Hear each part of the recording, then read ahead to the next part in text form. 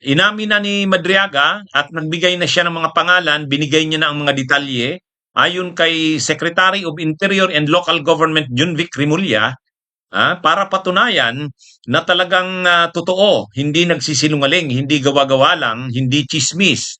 Yung sinabi ni Madriaga na siya ay kinausap ni dating Pangulong Rodrigo Roa Duterte na ah, kanilang napagplanuhan na ang iba't ibang mga pwedeng gawin kapag hindi sinunod ni Pangulong Bongbong Marcos ang usapan na term sharing. Ayon kasi kay Madriaga, sabi niya sa kanya ni Digong, ni FPRRD, may usapan na magte-term sharing si Sara at si BBM. Kapag nanalo ang Marcos at Duterte, mga 2026, si Sara na ang uupo. Tat, tatanggalin si Pangulong Marcos dahil yun ang usapan. Ngayon, pag hindi ito sumunod sa usapan, ito ay tatanggalin sa pamamagitan ng iba't ibang paraan. Kasama na ang pag-assassinate dito sa pamamagitan ng pag-poison o paglason dito. Yun ang mga sinabi ni Madriaga. Talagang mayroon silang napag-usapan na plano na gawa ng masama ang Pangulo kung hindi ito sumunod sa usapan na term sharing. Kasi ang plano nila, si Sara Duterte ang magtatapos ng huling bahagi ng termino ng Pangulo. Mga taong 2026, si Sara na ang magtatapos. Parang katulad kay Gloria noon, kay ERAP. Ngayon, pagka 2026 na upo si Sara, pwede pa rin siyang tumakbo sa 2028. Kaya parang katulad din kay Gloria, natapos niya yung termino ni ERAP 2001 to 2004. Pag 2004, nakatakbo pa rin si Gloria hanggang na 2010. Yung 6 years niya ng termino. Kaya ayon kay Madriaga, sinabihan siya ni Digong na magplano.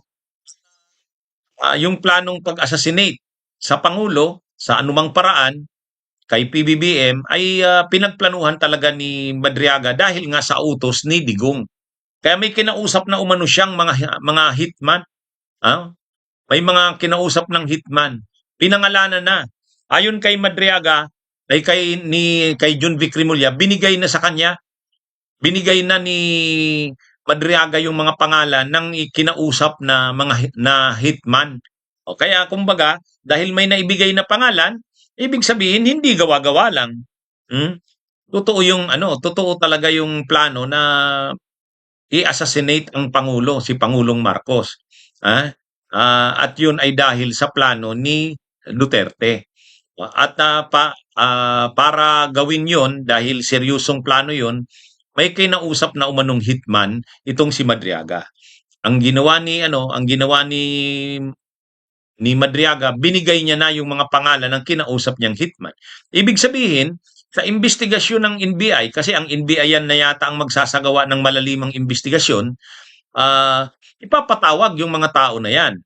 Kukumpirmahin talaga. Talaga bang kinausap kayo ni Madriaga, kinuha kayo para maging hitman?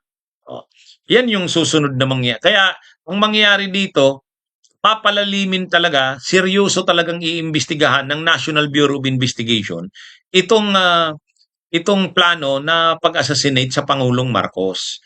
At tulad ng sinabi ni Madriaga na seryoso yung plano na yon na pinagagawa sa kanya ni dating Pangulong Duterte. So, sa katunayan, kumuha na niya siya ng hitman. Binigay na yung mga pangalan na yon. Alam na niya ng gobyerno yan, ayon kay SILG, Junvic Rimulya. Pero ang magsasagawa ng pagkumpirma, pag-verify ng impormasyon ng mga sinabi ni Madriaga ay ang NBI. Nagsabi na rin ang NBI na seryoso nilang iimbestigahan ngayon yung mga banta sa buhay ng Pangulong Marcos dahil nga sunod-sunod yung mga usapin na yan. Nauna na dyan, syempre, yung pagbabanta ni Sara. Pangalawa, ito ngang sinabi ni Madriaga na mayroon talagang planong sinabi sa kanya, si Digong, Pangatlo, yung banta ni ano, yung sinabi ni Baste doon mismo sa pagtitipon ng mga pro Duterte, yung pagbubuo ng Rage Coalition nila. Sabi ni Baste, isa lang naman ang ulo na gusto nila, ang ulo ni Bongbong Marcos. Kaya iimbestigahan din daw yan.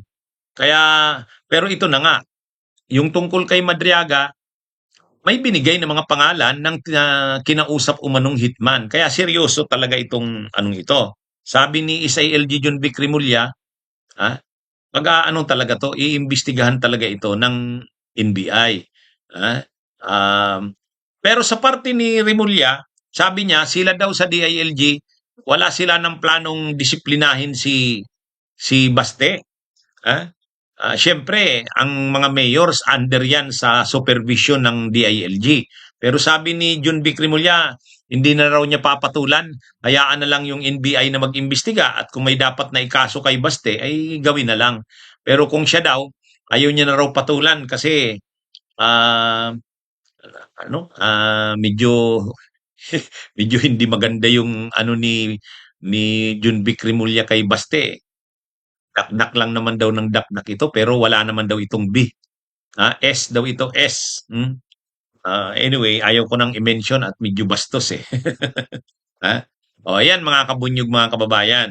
Kaya ang latest dito kay Madriaga, yung mga binigay niyang pangalan, iimbestigahan na ng DILG at ng NBI. Ayan. Ito yung mga pangalan ng mga di umano'y hitman na kinausap ni Madriaga para magsagawa ng planong asasinasyon sa Pangulong Marcos. Bunyog, bunyog, halikan na kasama ka. Bunyog, kapag buklod ay may pag-asa. Luzon, Visayas, Mindanao, isa ang pananaw. Sa bagong Pilipinas ang bunyog isisigaw. Bunyog, bunyog.